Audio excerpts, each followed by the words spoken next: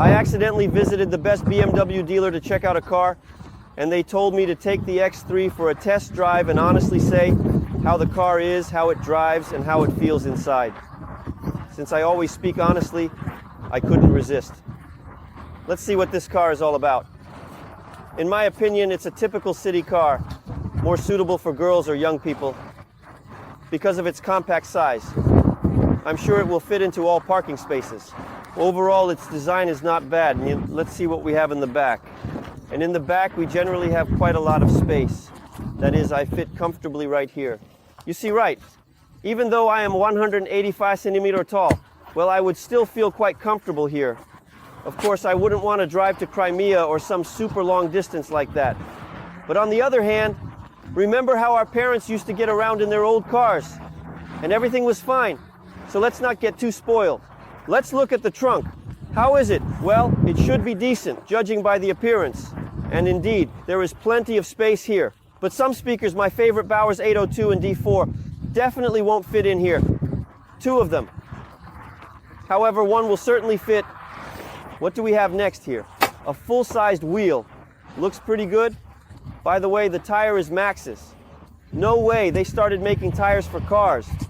I just have Maxxis Minion on my bicycle. And here it's also Maxxis. Well, in general, the company is serious. What else do we have here that's interesting?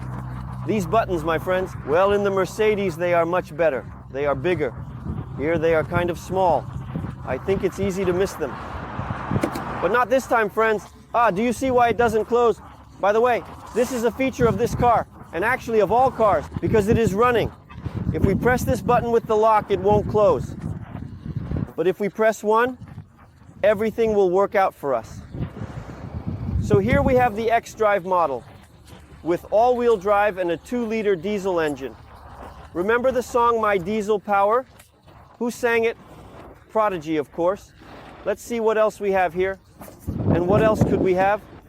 Of course, the hood. And under the hood, the engine. And we definitely need to take a look at it. But first, we absolutely must press this lever, not a button. And let's open it.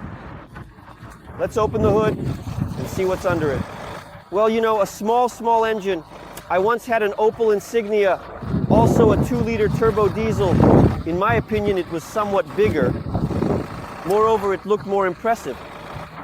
And, most importantly, it rattled. Much more pleasant and louder. However, again, for a girl, this would be a plus because the car would be quieter. Let's go to the showroom. By the way, how do you like the nostrils? Do you like them? You see, they close, friends. And this is a feature of BMW. A cool feature. But what will happen if the mechanism breaks down, if it freezes when it's minus 20, minus 30 degrees? This is a question.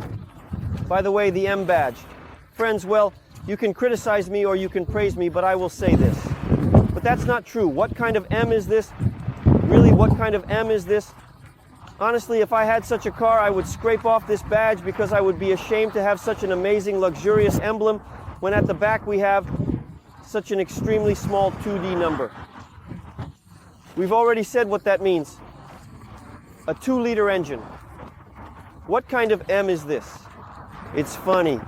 We get into the cabin, I take the first drive and honestly say how it handles, how it drives. By the way, the car has a pretty rich projection. And I love the projection. Wow. So here are my first impressions. I sit down and I like it. Just as I said, just as I anticipated. It's so maneuverable. The BMW steering wheel is nice and thick. The seat, everything is not bad. But the leather, friends, to be honest, it's not premium at all. It's very stiff. And the seats themselves are comfortable. But for my build, you see, right? If a man weighing 120 kilograms, 150, or even 200 tries to sit here, he won't fit in any case. Although if you weigh 200, you probably need to buy an X7, but definitely not an X3. Music, friends, music. I don't see the badge, I see a mysterious letter X. What kind of speakers do we have? Most likely this is a no-name system. And we love premium sound, Bowers & Wilkins, Harman Kardon, but it's not here. It's sad. What pleasant vibrations I feel from the diesel engine. How painfully familiar they are to me. Well, let's go. But before that, of course, let's fasten our seatbelts, friends. I always advise doing this. I don't understand people who drive around the city with earplugs. Friends, what if, God forbid, something happens? You do understand that. Where are you flying to? Yes, the steering wheel is smooth here, but I still wouldn't want to collide with it. That's the first point. The second point, do you think the screen is touch sensitive? Personally, I don't know. Let's try. Wow. Well, that's not bad, not bad. What else do we have here that's interesting? It's 11.5 degrees outside. The diesel tank is almost full. Well, let's go. Oh, what's this? Look, friends, did you see that? We had some kind of defect.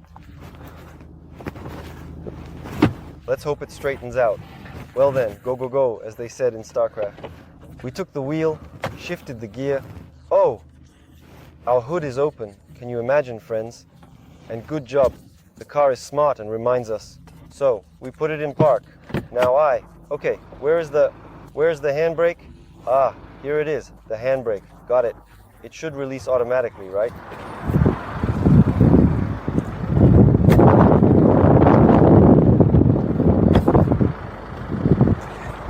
Listen, you know, it doesn't close like that.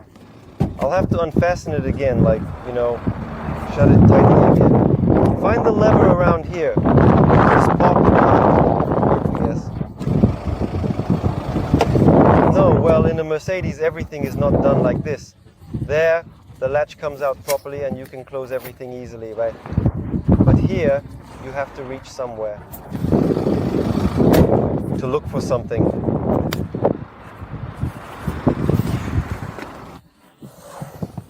Such are the everyday experiences of BMW drivers, so to speak. They need to constantly keep the situation under control, otherwise they might not be able to leave. Well, let's go. Oops. First impression? I don't really like the gas pedal.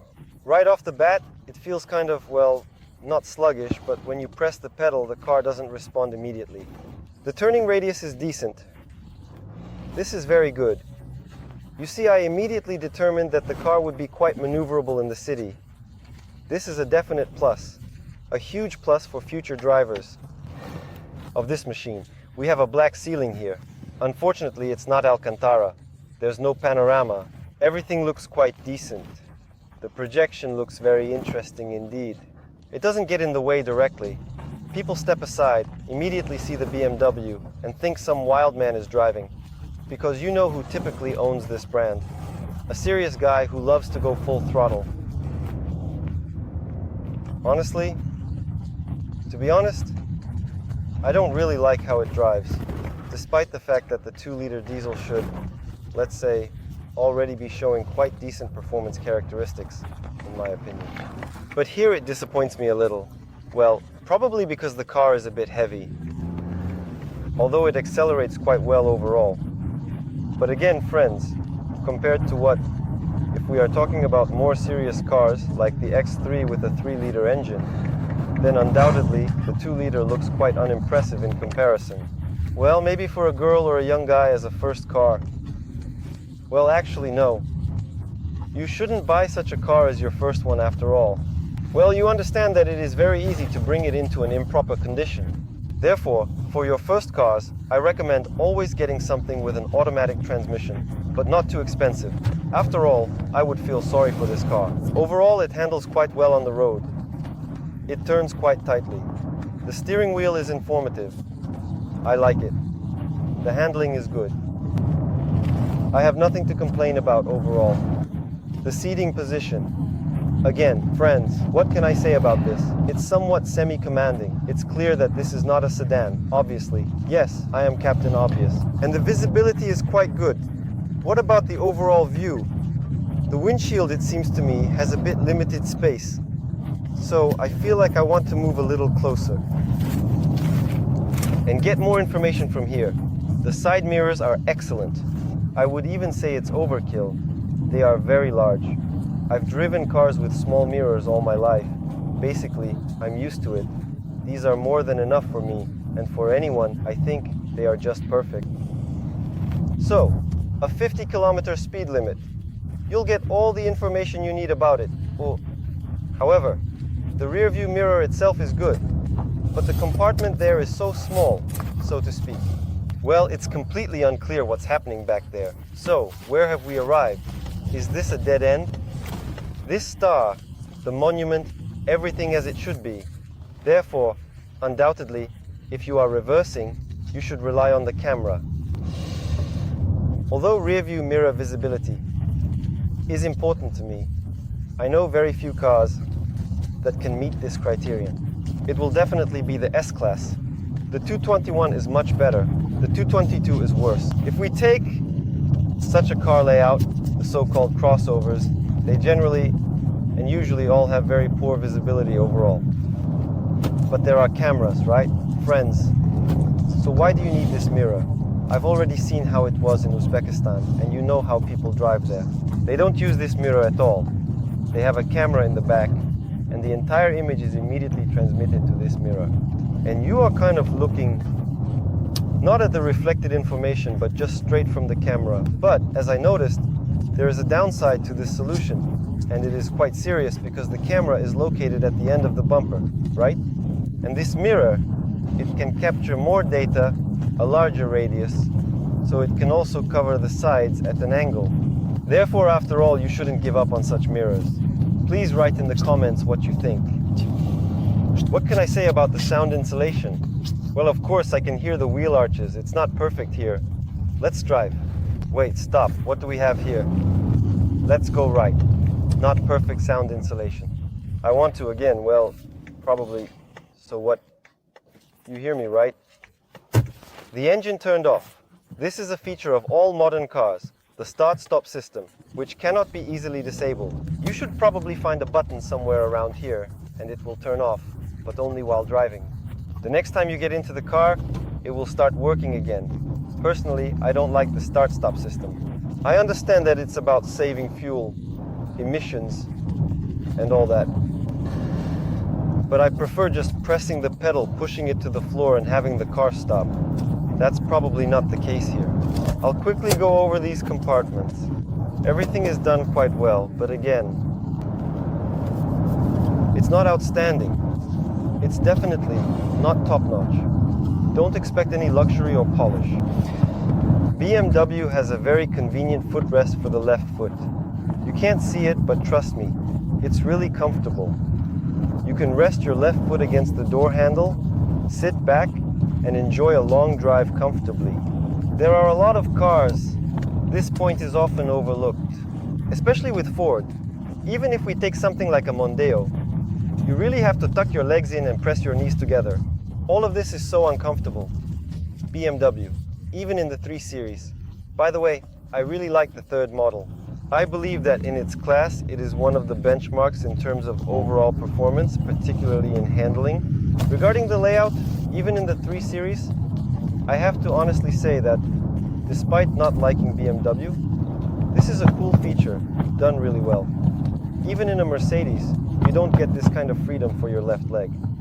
Everything is convenient there too. But here they have made it exemplary. Well done. This shows that they care.